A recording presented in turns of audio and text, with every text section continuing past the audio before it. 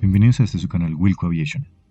A partir de hoy tendremos una interesante serie de accidentes con aeronaves simuladas que nos dejarán ver de primera mano lo ocurrido con base a las investigaciones oficiales.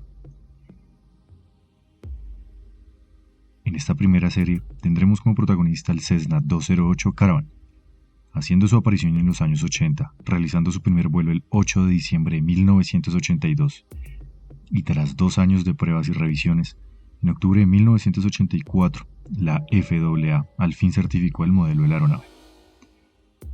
Este es un avión turbohélice monomotor ligero, utilizado principalmente para vuelos regionales. La aeronave nos permite la entrada a casi cualquier tipo de pista en cualquier lugar del mundo. Gracias a su versatilidad, es posible configurarla con sillas para pasajeros o solo carga. Adicional a esto, nos brinda la oportunidad de ingresar al mundo de los deportes extremos sirviendo de plataforma para la práctica del paracaidismo, y precisamente de esto vamos a hablar el día de hoy.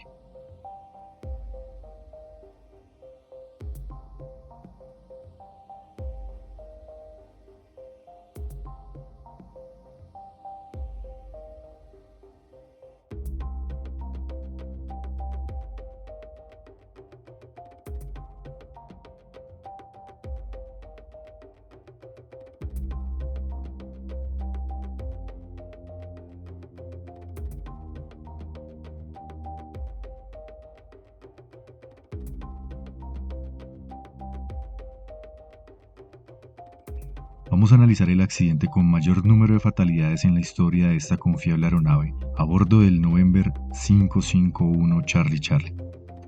Una aeronave con 350 horas de vuelo en su fuselaje y una planta motriz de un motor Pratt & Whitney y Canadá PT6A114.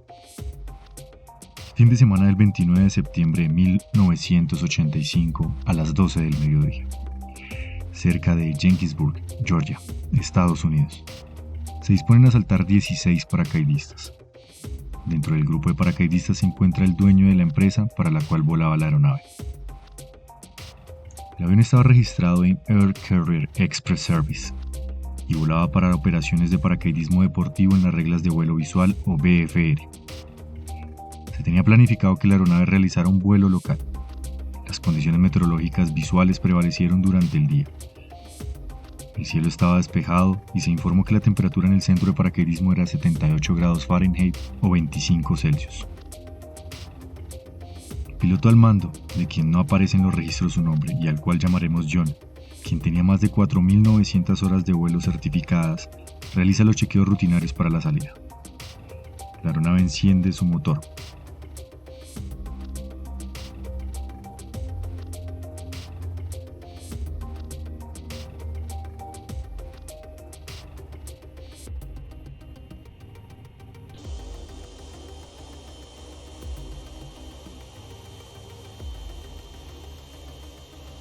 Piloto y 16 paracaidistas se encontraban a bordo de la aeronave. 15 de ellos en la parte de atrás sentados en 5 líneas de 3, y un último sentado en la silla junto al piloto. El comandante pone potencia al motor. Inicia su corto rodaje desde la zona de abordaje hasta la pista 1.6 de césped del centro de paracaidismo para realizar un ascenso sobre la estación. Posterior a esto, se realizará un salto masivo a 12.500 pies de altura. John siente la aeronave más pesada de lo normal. Tiene que forzar un poco más el motor para romper la inercia e iniciar su carrera de despegue. John se da cuenta que algo no está bien, pues ha tenido que forzar mucho su aeronave.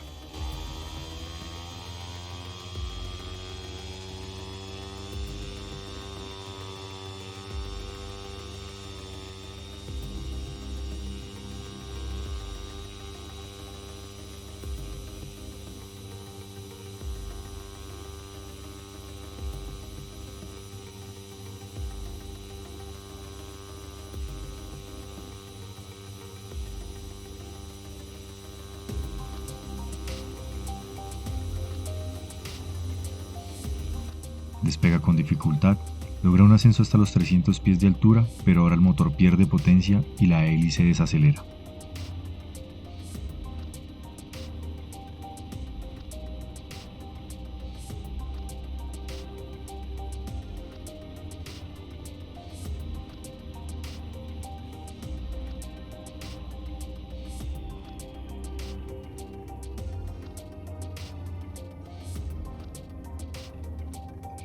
John, confundido intentando saber qué pasa, baja al morro de la aeronave para intentar nivelarse y poder volver a la pista. Sin embargo, la aeronave vira abruptamente hacia la izquierda y cae en espiral con actitud empinada hacia abajo. El avión impacta con el terreno en una pradera a unas 8 o 10 millas al sureste del centro de paracaidismo. La gente de tierra se apresura en llegar al lugar del accidente. Testigos familiarizados con la operación de la aeronave declararon que el recorrido de despegue fue más largo, que la velocidad del avión fue más lenta y que el ángulo de ascenso fue menor a lo normal. Lo que indica la NTSB, quien fue la entidad encargada de llevar la investigación, fue: en el tanque derecho se lograron hallar muestras que contenían agua y una materia extraña y sólida. La composición del material sólido no se determinó, pero tenían la apariencia de algas pardas. Ya que la línea que transporta el combustible del depósito central al motor se fracturó, no fue posible sacar muestras de este tanque. Sin embargo, en las paredes se encontró lo que parecían ser algas pardas nuevamente. Un piloto que anteriormente había trabajado para el propietario de la aeronave y había llevado a cabo operaciones de paracaidismo deportivo, declaró que era un procedimiento normal desconectar el interruptor automático de advertencia de pérdida durante los vuelos con paracaidistas, ya que el fuerte sonido de la alarma asustaba a los deportistas. Esto quiere decir que si la aeronave entraba en una condición de pérdida, el piloto no tendrá ningún tipo de aviso ni de alarma. Sin embargo, no se pudo determinar la posición del interruptor automático de advertencia en el momento del accidente debido a los daños por el impacto. En operaciones anteriores de paracaidismo, el avión volaba rutinariamente con 14 a 16 paracaidistas a bordo, y a veces con hasta 18. Paracaidistas que viajaban en el avión durante tales operaciones informaron que el avión generalmente no tenía problemas para manejar tales cargas. Recordemos que el avión fue certificado para 9 asientos de pasajeros, además del asiento del piloto. Pero ¿por qué los paracaidistas no hicieron algún intento de salir de la aeronave antes del accidente?, se preguntarán ustedes.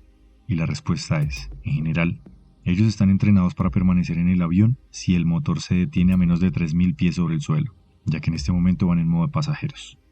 Si un deportista salta a una altitud tan baja, él no lograría abrir el paracaídas y simplemente tendría una caída libre.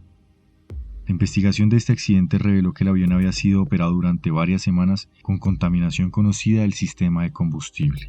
La historia del abastecimiento de combustible del November 551 Charlie sugiere que el agua ingresó al combustible por medios naturales. Los tambores de 55 galones utilizados para almacenar el combustible del avión en el centro de paracaidismo estaban al aire libre, lo que permitiría que el agua de lluvia que se encontraba en la parte superior del tambor se filtrara. Se desconoce el alcance del conocimiento del piloto del accidente sobre el historial de contaminación de combustible del avión. Los testigos informan que John revisó las muestras de combustible drenadas de los tanques laterales del avión justo antes del vuelo del accidente, aunque no se sabe si éste observó contaminación o no. Se observaron maniobras de giro pronunciadas por el avión poco después de la salida. Las observaciones de testigos de estas maniobras fueron consistentes con un intento de regresar a la pista. Estas maniobras fueron precedidas por una aparente falla del motor causada por la contaminación del combustible y culminaron con una desviación del vuelo controlado y el posterior impacto en el suelo en actitud adversa. La pérdida de control probablemente se vio agravada por la desactivación del sistema de advertencia de pérdida. En resumen, los factores que llevaron a esta aeronave a impactar contra el suelo fueron: un inapropiado mantenimiento o servicio de la aeronave.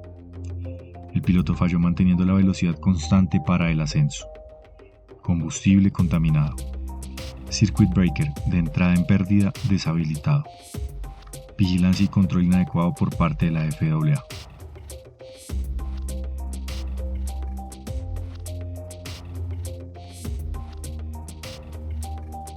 Acá termina nuestro primer video.